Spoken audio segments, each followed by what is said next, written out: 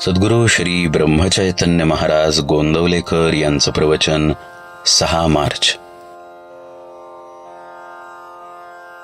वासनेचे प्राबल्य.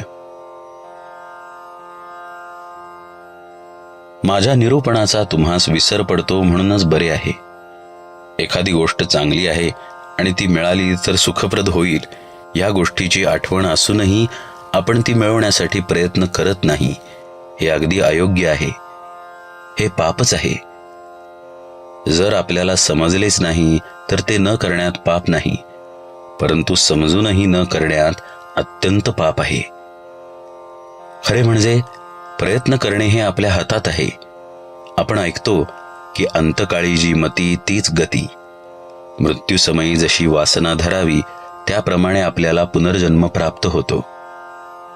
तेव्हा वासनेतच आपला जन्म आणि वासनेतच आपला अंत असे असताना तिला दूर कशी करता येईल?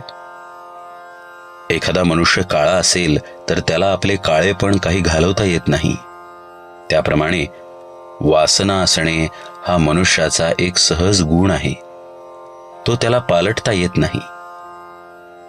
तर मग आम्हाला वासनेतून कधीच मुक्त होता येणार नाही का? मनुष्याच्या ठिकाणी इतर प्राणीमात्रांपेक्षा जर काही वेगळे असेल तर चांगले काय आणि वाईट काय हे कळण्याची बुद्धी. आपण कळून सवरूनही वासनेला, अहंपणाला आधार देतो. इथेच आपले चुकते.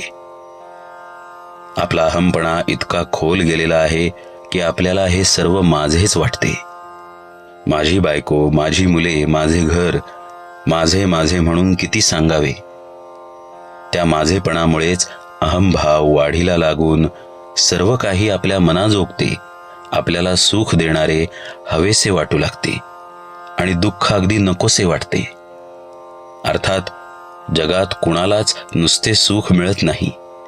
असे असूनही अहंपणाला बळी पडून सुखाच्या लालचीने मनुष्य मरेपर्यंत बरी वाईट कृत्ये करत असतो आणि त्याप्रमाणे त्याची वासना बनत जाते. वासना म्हणजे अभिमान, म्हणजेच मीपणा.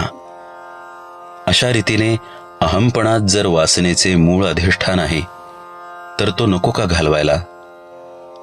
खरोखरच मनुष्याचा अहंपणा इतका खोल मुरलेला आहे की त्याचे निर्मूलन करायला तसेच सूक्ष्म अस्त्र पाहिजे.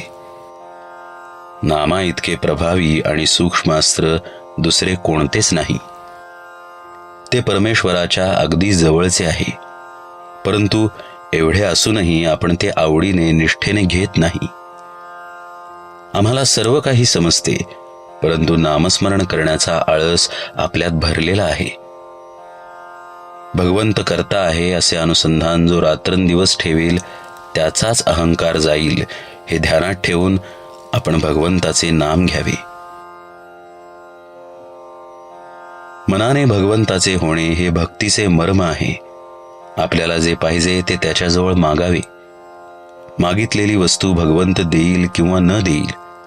वस्तू दिली तर बरेच झाले, पण आपण मागितलेली वस्तू भगवंताने दिली नाही तर ती देणे आपल्या हिताचे नव्हते असे खरे मनापासून वाटावे.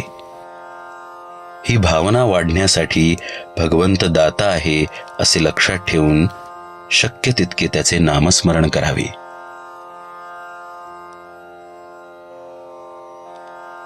जो नामात राहिला त्याचा वासना क्षय झाला.